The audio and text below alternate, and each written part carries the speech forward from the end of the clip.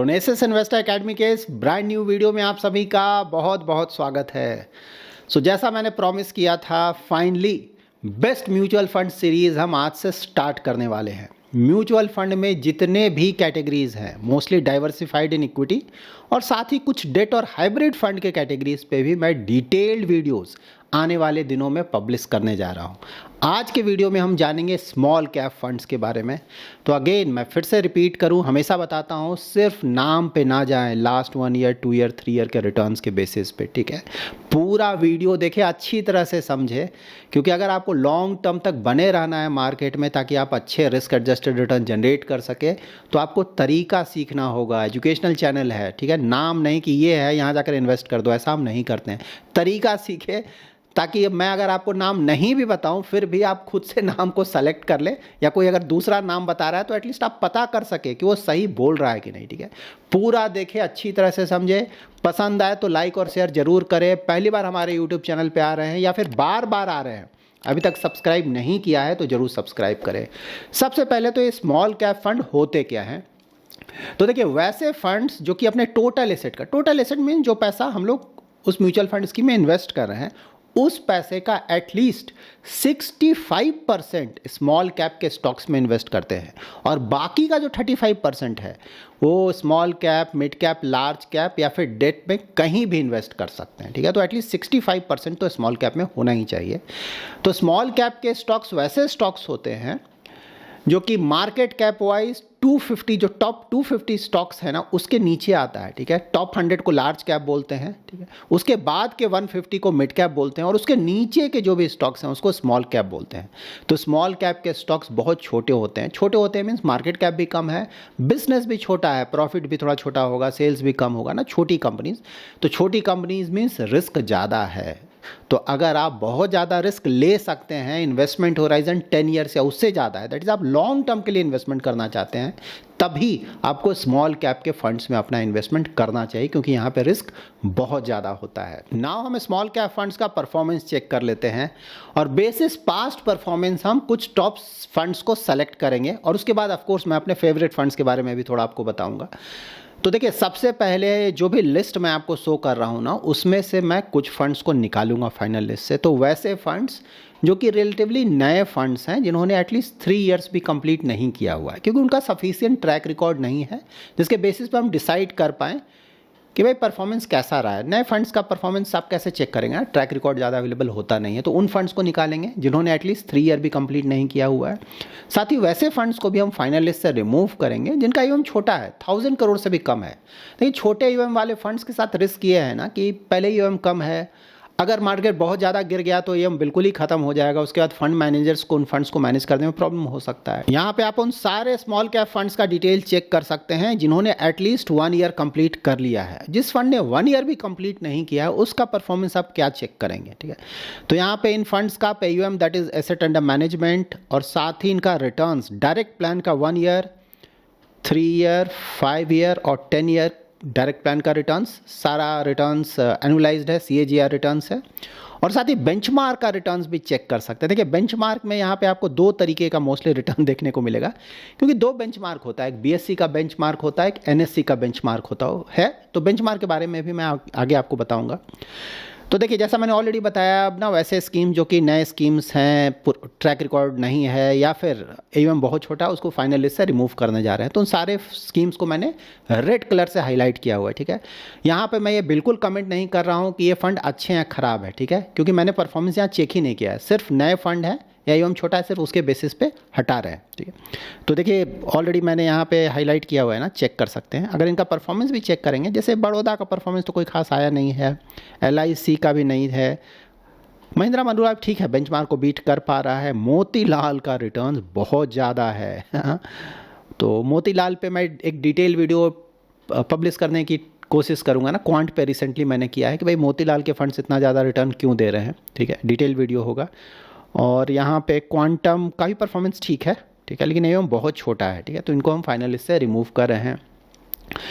उसके बाद ये देखिए, ये कुछ फंड्स हैं। तो यहाँ पे अब हम परफॉर्मेंस चेक करेंगे कि बेंचमार्क के मुकाबले वो कौन से फंड्स हैं जो कि ज़्यादातर होराइजन में अपने बेंचमार्क को बीट कर पा रहे हैं। क्योंकि अगर कोई फंड अपने बेंचमार्क को ज़्यादातर होराइजन में बीट नहीं कर पा रहा है तो ऑफ कोर्स उसको हम फाइनल लिस्ट से रिमूव करेंगे, क्योंकि हमें अपना टॉप फंड सेलेक्ट करना है परफॉर्मेंस के बेसिस पे। तो यहाँ पे अगेन मैंने उन सारे फंड्स को रेड कलर से हाईलाइट किया हुआ है जिसको हम फाइनल लिस्ट से रिमूव करेंगे, ठीक है। तो यहाँ सिर्फ रिटर्न के बेसिस पे जा रहे हैं, बाकी और चीज़ें मैं इस वीडियो के आगे मैं डिस्कस करूँगा। पूरा देखिए, आपको अच्छी तरह से समझ में आएगा। तो देखिए, जो भी रेड कलर से हाईलाइटेड है ना, सभी को हम हटा रहे हैं यहाँ से फाइनल लिस्ट से, ठीक है। इसमें बहुत सारे फंड्स ऐसे भी हैं जो कि बहुत अच्छे क्वालिटी के फंड हुआ करते थे, तो आपको आश्चर्य भी लगेगा, अरे इन फंड्स को हटाया जा रहा है। इसके बारे में आगे मैं डिस्कस करूंगा। बट हाँ, फिलहाल अगर देखिए ना, जैसे रेड कलर से मैंने हाईलाइट किया है ना, जैसे आदित्य बिरला 3 होराइजन में अपने बेंचमार्क को बीट नहीं कर पा रहा है, ठीक है। उसी तरह से एक्सिस देखें तो 2 होराइजन में अपने बेंचमार्क को बीट नहीं कर पा रहा है। लेकिन हाँ, एक्सिस का जो रिसेंट परफॉर्मेंस है स्मॉल कैप का बहुत अच्छा आया है, ठीक है, रिकवर किया है इस फंड ने। केनरा रूबिको भी देखिए 2 होराइजन्स में अपने बेंचमार्क को बीट नहीं कर पा रहा है, ठीक है। तो इन सारे फंड्स को हम फॉर द टाइम बिंग अपने फाइनल लिस्ट से रिमूव कर रहे हैं। तो ये देखिए, कुछ फंड्स बचे। तो परफॉर्मेंस वाइज ऑफ कोर्स हम बोल सकते हैं कि ये फंड्स फिलहाल करंट परफॉर्मेंस वाइज अच्छे फंड्स हैं। अगेन हमें कुछ और टॉप फंड सेलेक्ट करना, इसमें भी टॉप फंड, तो वैसे फंड्स को हम अपने फाइनल लिस्ट से रिमूव करेंगे जो कि अपने बेंचमार्क को ज़्यादातर होराइजन में 2% या उससे ज़्यादा मार्जिन से बीट नहीं कर पा रहे हैं, ठीक है। क्योंकि जो फंड अपने बेंचमार्क को जितने बड़े मार्जिन से बीट कर सके, ऑफ कोर्स परफॉर्मेंस वाइज उससे हम अच्छा बोलेंगे। तो अगेन देखिए, कुछ और फंड्स को मैंने रेड कलर से हाईलाइट किया हुआ है। इन सारे फंड्स को हम फाइनल लिस्ट से रिमूव करेंगे। अगेन इसमें भी बहुत सारे टॉप फंड्स आपको दिख जाएंगे जिसे हम रिमूव कर रहे हैं, ठीक है। लेकिन क्राइटेरिया वही है ना, रिमूव करना होगा। आगे इन फंड्स को मैं कवर करूँगा, ठीक है। तो इन सारे फंड्स को हटाने के बाद हमारे पास ये फंड्स बच गए, ठीक है। तो करेंट परफॉर्मेंस वाइज ये सारे फंड्स आप बोल सकते हैं कि भाई बहुत अच्छे फंड्स हैं ना। देखिए, जैसे बंधन देखिए ना, ये तो मतलब 3 होराइजन में ही, बहुत पुराना फंड नहीं है तो 10 ईयर का परफॉर्मेंस नहीं है। लेकिन हाँ, बाकी 3 होराइजन में तो बहुत अच्छा परफॉर्मेंस है, बेंचमार्क को बीट कर पा रहा है। लास्ट 1 ईयर का रिटर्न देखिए, ठीक है, बहुत ज़्यादा। देखिए, इतना ज़्यादा रिटर्न जब भी आए ना तो आपको चेक कर लेना चाहिए, ठीक है, कि भाई किस खुशी में इतना ज़्यादा रिटर्न। बाकी फंड्स का रिटर्न तो इतना खास आ नहीं रहा है, क्यों आ रहा है, ठीक है। क्योंकि ये रिटर्न आ चुका है। आप इन्वेस्टमेंट करेंगे तो यही रिटर्न नहीं मिलेगा, आपको कोई दूसरा रिटर्न मिलेगा, क्योंकि बाद में जो रिटर्न जनरेट होगा, ठीक है, पहले आ चुका उसके बेसिस पे आप डिसाइड नहीं कर सकते हैं कि आगे भी इसी तरह का रिटर्न आएगा, ठीक है। तो जब भी कोई फंड बहुत ज़्यादा रिटर्न जनरेट कर लेना तो ज़रूर उसको अच्छी तरह से चेक करें कि हो क्या रहा है, ठीक है। लेकिन हाँ, फिलहाल तो परफॉर्मेंस बहुत अच्छा है। एडलवाइस भी देखें तो थोड़ा बहुत अंडर परफॉर्मेंस है, तो ओवरऑल ठीक है। ITI भी परफॉर्मेंस तो आया है, मानना पड़ेगा, ठीक है।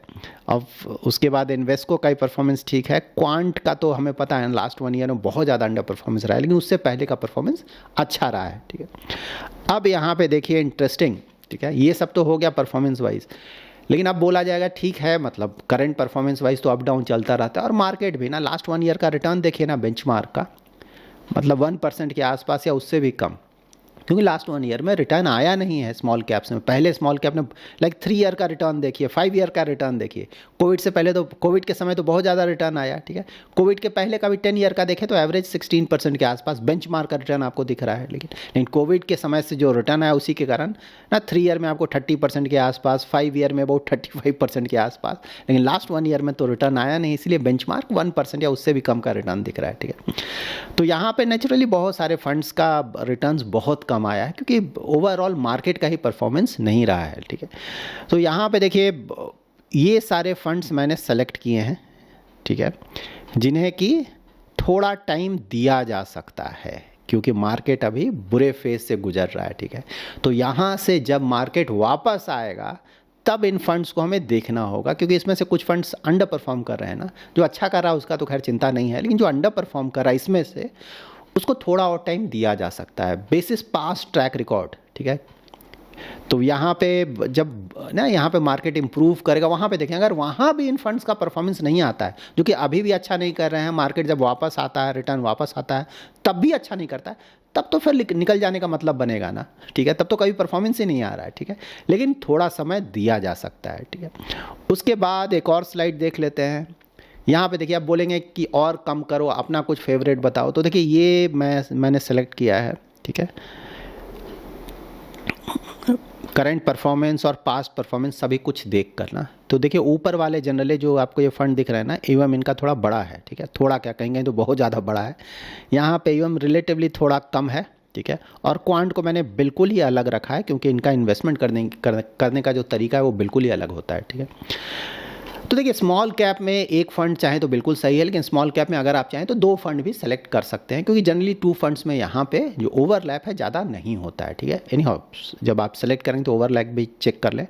तो कोई चाहे तो मे भी यहाँ से एक सेलेक्ट कर ले, यहाँ से एक सेलेक्ट कर ले, ठीक है, या फिर चाहे तो यहीं से दोनों सेलेक्ट कर ले या फिर यहीं से दोनों सेलेक्ट कर ले। लेकिन AUM वाइज मैंने थोड़ा डिवाइड किया है। इसमें भी देखिए तो निपॉन, HDFC और एक्सिस का जो करंट परफॉर्मेंस, मोस्टली निपॉन का थोड़ा अंडर परफॉर्मेंस है, लेकिन 3 ईयर तो बहुत अच्छा है ना, तो इन तीनों का परफॉर्मेंस तो ठीक ही बोला जाएगा। लेकिन हाँ, कोटक और SBI का बहुत ज़्यादा अंडर परफॉर्मेंस है, इनका परफॉर्मेंस ठीक नहीं चल रहा है। इन दोनों को ऑफकोर्स पास्ट ट्रैक रिकॉर्ड के आधार पे ही सिर्फ मैंने रखा है। तो जब बुल रन स्टार्ट होगा स्मॉल कैप में, जब रिटर्न आने, बिल्कुल चेक करें। अगर वहाँ रिटर्न आता है बहुत अच्छी बात है, उम्मीद है कि रिटर्न आएगा यहाँ पे, लेकिन अगर नहीं आता है तो बिल्कुल कॉल लेना चाहिए कि क्या करना है, ठीक है। उसी तरह से टाटा स्मॉल और एडिलवाइस दोनों का परफॉर्मेंस अभी देखें तो ठीक चल रहा है, ठीक है। केनरा रूबिको पहले बहुत अच्छा परफॉर्मेंस था, लेकिन यहाँ पे अंडर परफॉर्मेंस चल रहा है। इसे भी थोड़ा टाइम देकर देखना होगा, ठीक है, कि भाई जब बुल रन स्टार्ट होता है स्मॉल कैप्स में थोड़ा रिटर्न आने लगता है कैसा, अगर वहाँ पे रिटर्न नहीं आता है तो कॉल लेना पड़ेगा कि भाई क्या करना है, ठीक है। लेकिन हाँ, तब तक तो टाइम देना पड़ेगा। बंधन का तो परफॉर्मेंस ठीक है। क्वांट को मैंने अलग इसलिए रखा है कि रिसेंटली मैंने क्वांट पे डिटेल वीडियो पब्लिश किया हुआ ना, इनका इन्वेस्टमेंट करने का तरीका बिल्कुल अलग है बाकियों के मुकाबले, ठीक है। और यहाँ पे एक इशू ये है ना कि पहले जिस तरह का इन्वेस्टमेंट करते थे, जो तरीका था, उससे काफ़ी हद तक इन्होंने चेंज कर लिया इन्वेस्टमेंट करने का तरीका। इसीलिए शायद इतना ज़्यादा अंडर परफॉर्मेंस इनके ज़्यादातर स्कीम्स में ही देखेंगे तो बहुत ज़्यादा अंडर परफॉर्मेंस है। लेकिन अगेन 1 साल के अंडर परफॉर्मेंस के आधार पे किसी भी स्कीम को राइट ऑफ नहीं कर सकते हैं। क्वांट के फंड्स ने बुल रन में बहुत अच्छा परफॉर्मेंस दिया था, लेकिन हाँ अभी तो हालत ख़राब है। जब मार्केट का परफॉर्मेंस खराब हुआ तो इनका भी परफॉर्मेंस बिल्कुल डाउन एंड आउट है। देखना होगा जब मार्केट वापस आता है उस समय परफॉर्मेंस कैसा आता है। अगर उस समय परफॉर्मेंस आता है अच्छी बात है, नहीं आता है तो ऑफकोर्स यहाँ भी कॉल लेना होगा कि भाई क्या करना है, ठीक है। इसके बाद नेक्स्ट स्लाइड देखते हैं। ये भी बहुत इंपॉर्टेंट है। बहुत लोग बोलते हैं risk adjusted return. Risk adjusted return देखने का बहुत सारा तरीका है ना, शार्प रेशियो देख सकते हैं, ट्रेनर रेशियो देख सकते हैं, बहुत तरीका है, ठीक है। तो यहाँ पे इसमें एक बहुत ही इंपॉर्टेंट रिस्क एडजस्टेड रिटर्न देखने का मेट्रिक हो सकता है इन्फॉर्मेशन रेशियो। सेबी भी बोलता है ना कि इन्फॉर्मेशन रेशियो इक्विटी फंड्स का जरूर चेक कर लें इन्वेस्टमेंट करने से पहले, इसीलिए मैंने इन्फॉर्मेशन रेशियो यहाँ पे लिया है। तो देखिए इन फंड्स का इन्फॉर्मेशन रेशियो आप चेक कर सकते हैं, ठीक है। इन्फॉर्मेशन रेशियो का मतलब ये हुआ कि बेंचमार्क के मुकाबले कोई पर्टिकुलर फंड किस तरह का रिटर्न जनरेट कर रहा है और वो रिटर्न जनरेट करने के लिए किस तरह का रिस्क ले रहा है, ठीक है। रिस्क एडजस्टेड रिटर्न का पैरामीटर है, तो जितना ज़्यादा होगा उतना अच्छा है। निगेटिव है तो बिल्कुल सही बात है, अच्छा नहीं है, ठीक है। तो जो फंड जो कि ज़्यादा रिटर्न जनरेट कर रहे हैं जनरली उनका आप देखेंगे इन्फॉर्मेशन रेशियो आपको ज़्यादा देखने का मिलेगा, और जो फंड बिल्कुल निगेटिव रिटर्न दे रहे हैं या अच्छा नहीं दे रहे हैं ऑफकोर्स उनका इन्फॉर्मेशन रेशियो कम होगा। लेकिन हाँ, जितना ज़्यादा होगा उतना अच्छा माना जाएगा, ठीक है। तो बेंचमार्क के मुकाबले आपको बताता है कि रिस्क एडजस्टेड रिटर्न कैसा है, बहुत इंपॉर्टेंट मेट्रिक है। इसके बाद मोस्ट इंपॉर्टेंट स्लाइड, ठीक है। अगर आप पुराने यूट्यूब चैनल सब्सक्राइबर हमारे तो आपको पता होगा, इसी स्लाइड को मैं मोस्ट इंपॉर्टेंट बताता हूं क्योंकि यहाँ से आपको एग्जैक्टली पता चलता है कि किसी भी म्यूचुअल फंड स्कीम का इन्वेस्टमेंट करने का तरीका क्या है, इन्वेस्टमेंट स्ट्रैटेजी क्या है, ठीक है। तो ये बिल्कुल आपको पता होना ही चाहिए, ध्यान से समझे, ठीक है। देखिए सबसे पहले मैंने लिखा है AUM, उसके बाद नंबर ऑफ स्टॉक्स, कितने स्टॉक्स में इन्होंने इन्वेस्टमेंट किया है, उसके बाद टर्नओवर रेशियो, एक साल में कितना चर्निंग करते हैं, बाय सेल कितना करते हैं, ठीक है। P ratio, price to earning ratio क्या है, उसके बाद market cap allocation, large cap, mid cap, small cap में किस तरह का एलोकेशन है, और इसके अलावा इन तीनों के अलावा जो भी एलोकेशन है मोस्टली कैश या कैश इक्विवेलेंट में जाएगा, ठीक है। तो देखिए अगर AUM देखें तो निपॉन का AUM तो बहुत बड़ा हो चुका है, उसके बाद HDFC का बहुत बड़ा है, उसके बाद SBI का भी बहुत बड़ा है, एक्सिस का भी बहुत बड़ा हो चुका है, तो इन लोगों का बड़ा है। लेकिन देखिए अभी तक जो भी डिटेल्स अवेलेबल है ना, बड़े AUM के कारण नहीं देखा गया है कि परफॉर्मेंस पे कोई नेगेटिव असर पड़ता है, ठीक है। तो थ्योरेटिकली ये बिल्कुल सही है कि स्मॉल कैप में आइडियली AUM बड़ा नहीं होना चाहिए, क्योंकि अगर AUM बहुत ज़्यादा बड़ा होगा तो आपको स्मॉल कैप के स्टॉक्स में इन्वेस्टमेंट करने में प्रॉब्लम होगा। इसीलिए अगर AUM बड़ा होता है तो आपके नंबर ऑफ स्टॉक्स आपको ज़्यादा रखने पड़ेंगे। तो निपॉन में देख सकते हैं ना 237 स्टॉक्स, ठीक है। लेकिन हाँ, परफॉर्मेंस पे अभी कोई ऐसा कि बड़ा AUM से बहुत ज़्यादा नेगेटिव असर पड़ जाए ऐसा देखने को नहीं मिला है, ठीक है। थ्योरेटिकली होता है लेकिन प्रैक्टिकली अभी तक देखने को नहीं मिला है। उसके बाद नीचे देखें तो यहाँ पे टाटा का भी थोड़ा बड़ा हो ही गया, केनरा रूबिको, बंधन, ठीक है। लेकिन हाँ, एडिलवाइस का भी छोटा है, और क्वांट का भी काफ़ी बड़ा हो गया है ना, बहुत बड़ा ईएम हो गया इनका भी, ठीक है। यहाँ पे नंबर ऑफ स्टॉक्स तो देखिए निपॉन का बहुत ज़्यादा है, एक्सिस का भी बहुत ज़्यादा है और बंधन का भी बहुत ज़्यादा है नंबर ऑफ स्टॉक्स, ठीक है। जबकि रिलेटिवली अगर आप देखें तो एसबीआई और कोटक का बहुत कम है, ठीक है, और टाटा का भी रिलेटिवली बहुत कम है नंबर ऑफ स्टॉक। रिलेटिवली मैं बोल रहा हूँ, देखिए बहुत कम क्या मतलब 60-70 स्टॉक्स बहुत ज़्यादा होता है किसी पोर्टफोलियो में, ओवर डाइवर्सिफाइड है, ठीक है। लेकिन रिलेटिवली मैं बोल रहा हूँ, कोई 100-120 में किया हुआ है, कोई 200 में, उसके मुकाबले 60 कम है, लेकिन सभी में अच्छा खासा डाइवर्सिफिकेशन है। 60-70 स्टॉक्स भी बहुत होते हैं, कम नहीं होते हैं, ठीक है। टर्नओवर रेशियो देखते हैं, देखिए ऊपर वाले तो जो भी है ना ये सब ओल्ड स्कूल हैं। Old school means turnover ratio इनका बहुत कम होगा, ठीक है। बाय एंड होल्ड स्ट्रेटजी को फॉलो करते हैं, ज़्यादा बाय सेल नहीं करते हैं, ठीक है। उसी तरह से टाटा भी वही, एडिलवाइस भी वही, कैनरा, ये सब भी ओल्ड स्कूल ही हैं। लेकिन हाँ, यहाँ पे 2 एक्सेप्शन आपको देखने को, बंधन में देखिए टर्नओवर रेशियो बहुत ज़्यादा है और क्वांट का भी ज़्यादा है, लेकिन क्वांट का पहले के मुकाबले बहुत कम हुआ है। पहले तो इससे भी ज़्यादा हुआ करता था, लेकिन हाँ अभी भी रिलेटिवली बंधन और क्वांट का ज़्यादा है, ठीक है। मतलब कि स्टॉक्स का बाय एंड सेल बहुत ज़्यादा कर रहे हैं यहाँ पे। पी रेशियो चेक करेंगे तो देखिए पी रेशियो आपको आइडिया कैसे मिलेगा, तो यहाँ पे 2 बेंचमार्क है, एक है निफ्टी स्मॉल कैप 250 और दूसरा है बीएसई 250 स्मॉल कैप। तो निफ्टी स्मॉल कैप 250 का जो पी रेशियो है करंट वो है अबाउट 32 के आसपास है और बीएसई 250 स्मॉल कैप का अबाउट 31 के आसपास है, ठीक है। तो उससे आप कंपेयर करेंगे यहाँ क्या है, तो देखिए ये निपॉन हो गया, तो ये तो मोस्टली बेंचमार्क से थोड़ा ही कम है, उसी के आसपास है। एचडीएफसी वैल्यू है, बहुत कम है इसका पी रिलेटिवली ना, 20 से भी कम है, ये भी बेंचमार्क के आसपास है। एक्सिस, कोटक और एसबीआई भी बेंचमार्क के आसपास ही, ठीक है, पी रेशियो। और टाटा भी बेंचमार्क, एडिलवाइस, कैनरा, ये सभी कुछ बेंचमार्क के आसपास है, लेकिन बंधन बहुत कम है, ठीक है। पी रेशियो इसका ना मतलब बेंचमार्क का 30, 31, 32 चल रहा है, ये सिर्फ 18 का है, ठीक है। तो यहाँ भी बहुत कम है, क्वांट का भी कम है रिलेटिवली पी रेशियो, ठीक है। तो ये सब आपको पता चलता है ना, वैल्यू स्टॉक्स का एक्सपोजर कितना है, growth stock, growth means P ratio थोड़ा ज़्यादा होगा, वैल्यू में ग्रोथ जो पी रेशियो है थोड़ा कम होगा, ठीक है। मार्केट कैप देख लेते हैं, तो निपॉन का 70% तो अच्छा खासा, क्योंकि 65 तो मिनिमम इन्हें इन्वेस्ट करना ही स्मॉल कैप में, ठीक है। और लार्ज कैप और मिड कैप में भी इनका एक्सपोजर है, ठीक है। लेकिन एचडीएफसी मोस्टली स्मॉल कैप के लिए गया है।